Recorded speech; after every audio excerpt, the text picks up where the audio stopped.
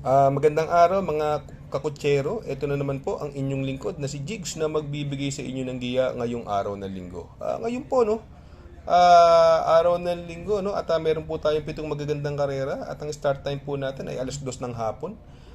Uulitin ko po, itong aking giya ay purely review and analysis ko lamang at walang halong information. Simulan na po natin. Race number 1, dito po magsisimula ang ating winner take all. 3-year-old and above maiden race. Distance is 1400 meters at dito po may limang kalahok no. Dito may mga bagong kabayo, si Sahib, nagpreba po sa kanyang unang novato run ng 1.18.2. Yung numero 3, Jerry Boy, nagpreba po sa kanyang unang novato run ng 1.22 at si Master Bell naman ay 1.16. Kung titingnan natin itong mga bago, ang very impressive po rito yung numero 4 Master Bell no, nasa kay ni Charles Reyes na 1.16. Ito namang si Mr. Sipokot, ito laging in the money at meron din po siyang magandang preba sa kanyang regular race ng mga 1.15. Itong si Cheers, ito magandang diado po yan. Si Cheers, may 1.16 din yan. Binigay na po kay BJ Galieta. Kaya lang dito po, sa race number 1, mamimili po ako. Doon ako sa numero 4, Master Bill. Ang panigundo ko po, yung numero 1, Mr. Sipokot. Sa race number 2, dito naman po, magsisimula ang ating pick 6. 2024 Pilracom second leg juvenile stakes race. Distance is another 1400 meters at dito yung first leg alam naman natin na nanalo ay si Constatic Offer no. At makikita na naman natin siya rito. Wala na sila Luna rito no. Mukhang parang grade 1 tong laban na to no. Although si coming early galing sa segundo yan sa kanyang unang maiden race no. Si Midnight Bell tersero lang sa laban nila Constatic Offer at saka ito nag-uumento ang kanyang sweepstakes, ang preba po ni Constatic Offer 1.12.2 pero nung kanyang first leg nakaraan nung nakalaban niya sila Luna nakipaglutsahan pa. Nakipaglutsahan pa yan kay Heartfelt at sinalo yung remate nila Luna no. Nagpreba naman po siya ng 1.11.8 at nanalo po siya ng dalawang kabayo ng plenty to spare pa. Kaya dito sa race number 2 wala nang paligoy-ligoy pa. Solohin ko na po yan, numero 2, Constatic Offer. Sa race number 3, dito naman po magsisimula ang ating pick 5. Pilracom rating based handicap system race, class 5, 11 to 15 split. Another 1400 meters ang distansya at dito may siyam na kalahok. Anybody's race, may mga panalo. Aki Holly, Majestic Star, Antonio de la Mugis, Taposey, Bantay Sarado, yan napupunto galing sa panalo, Kalanggaman Island. Si Rainy Days medyo lumakas na laban kaya medyo ayoko muna rito. Pero para sa akin ito no, itong karerang ito no, parang wala akong nakita ibang mabilis bukod sa numero 5 Top Pose no at from EA Abrea binigay na po kay Patty Dilema although galing bakasyon pero solo ere siya rito baka makabuo no. Magaling pa namang mauna to si Top Pose no kaya yan ang napupusuhan ko diyan yung numero 5 Top Pose. Ito naman medyo gamay na gamay ni JD Calagos Majestic Star. Kaya lang medyo hindi magaganda tinatakbo pero yung grupo niya medyo mababa na talaga no, Majestic Star. Yung numero 8 Kalanggaman Island ito naman gamay ni Claro Espare nung karera palagay ko inayaw lang nung karera yan si Bantay Sarado naman galing sa panalo no. Pero dito magtatatlo ako dito no. Dihado ang pili ko rito. Pampermero ko po diyan numero 5 Top Posey. Panigundo ko numero 3 Majestic Star at isasama kong pandiado numero 8 na si Kalanggaman Island. Sa race number 4, dito naman po magsisimula ang ating pick 4. Pilracom rating based handicap system race, class 5, 6 to 10 split. Distance is 1400 meters. At dito po may 11 kalahok. Dito kung mapapansin natin, sobrang baba naman itong tatlo rito. Yung Nosenyong Yana, Snow White, apat pala silang mababa, Betrius at si Flywheel. Pero yung kung grupo at grupo lang ang pag-iusapan, ang mababa talaga yung Flywheel Snow White, no. Sa tingin ko, ito magdadala ng unahan yung numero 11 Flywheel, no. Tingin ko inayaw lang nung karera yan, Kaya yan, tingin ko yan ang napupusuan ko diyan, Flywheel. Yung Snow White ito sa baba ng labas sa tingin ko siya ang pinakamabigat na makakalaban niya rito, Kaya dito sa race number 4 magdadalawa na lang po ako diyan. Doon ako sa numero 11 Flywheel. At ang panigundo ko naman po dyan yung numero 7 na si Snow White.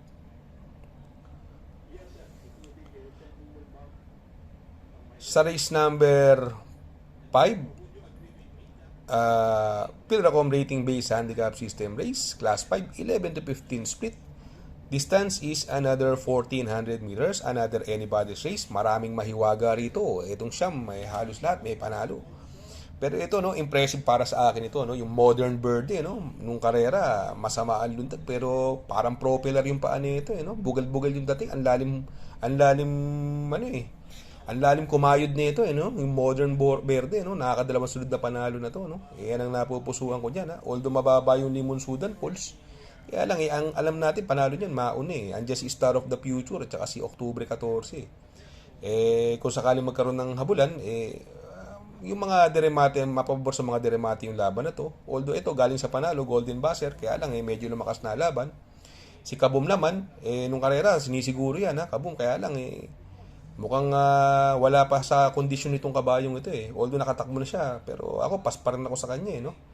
Captain Bob, ito mababa sa laban niya. Captain Bob sakay ni Odil Cortez at yung distansya angkop sa kanya. Standing Pate, ito naipanalo ni E. Abreu yan. Si Potential naman, ito nagbabalik, Giant Killer, laging long shot kung manalo yan. Binigay na kay Jan Alvin, no? Yan ang pandihado ko diyan, no? Kaya dito anybody's race, pero tatlo lang ang pipiliin ko rito. Doon po ako sa napupunto, numero 1, Modern Birdie. Panigundo ko yung mababang numero 7, 14, Oktubre 14. At isasama kong pandihado, yung numero 9, Potential. Sa race number 6, Pen Ultimate Race, Pilracom rating based handicap system race, class 4, 22 to 27. 1,400 meters is the journey. At dito may 11 kalaho. Dito, no? Kung mapapansin nyo, yung numero 1 Mami's Love, galing sa panalo yung banderan tapos, Yung Amor My Love, deremate po yan, sakay ni Lester, no? At may panalo po parehas yan. Si See You Tomorrow, yan, malaki tsamba niyan. Calendar Girl na binigay kay Conrad Henson, no? At yung Golden Sunrise, no? Itong si Inclusion, from Mark Alvarez na pinasakay, ito galing sa panalo to, no?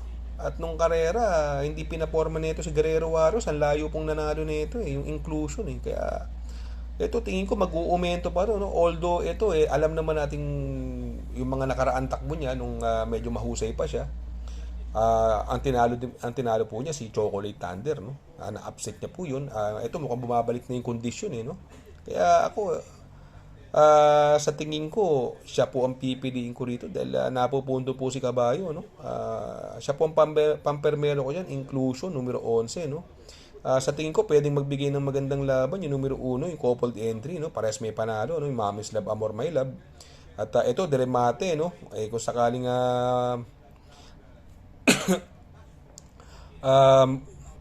magkaroon ng hagaran sa unahan, yung numero 9, Golden Sunrise, no? Nasakay ni Joel Cabarrios, no? Kaya dito sa race number 6, ang pili ko po, numero 11, Inclusion.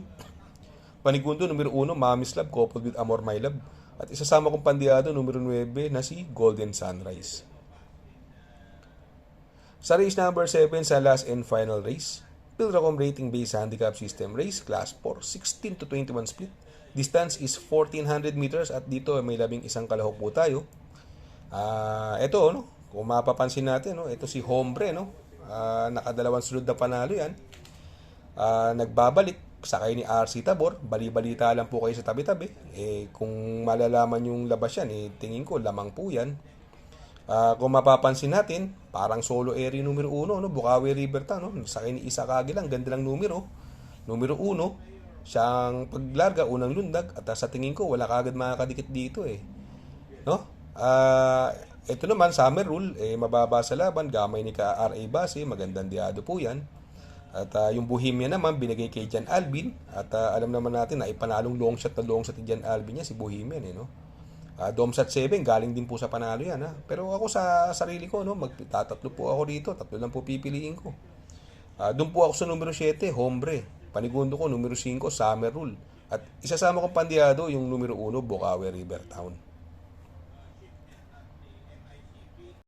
Shoutout nga pala kay Sir Pax ng Barkadahan OTV. Located po siya sa 1139 New Antipolo Street, Corner Vargas. Malapit lang po sa Abad Santos, yung bagong ginawang tulay. Very convenient and attentive po ang mga tao. Pwede po kayong mag-EV at party while betting on racing. Shout out, mega shout out sa ating mga tropa dyan sa Barkadahan OTV. Ang address po niyan 1139 New Antipolo Street, Corner Vargas. Shout out, mega shout out kay Sir Paxi Villar, Piwi Pulintan, Alvin Priginal, Imo Rodriguez, Arnel Lorenzana, Dudoy De Jesus, Makmak Villar at kay Sir Manny Caplis. Mega shout out po sa inyo. Good luck mga kakutsero. Sana po matapat ang ating giya at yung mga nakasunod. Sana po ay magsitama po kayo. Ako yung makikiusap lamang at makikisuyo sa inyo na please like, share, subscribe, and hit the notification bell para update kayo sa aking mga giya. Good luck po and happy racing.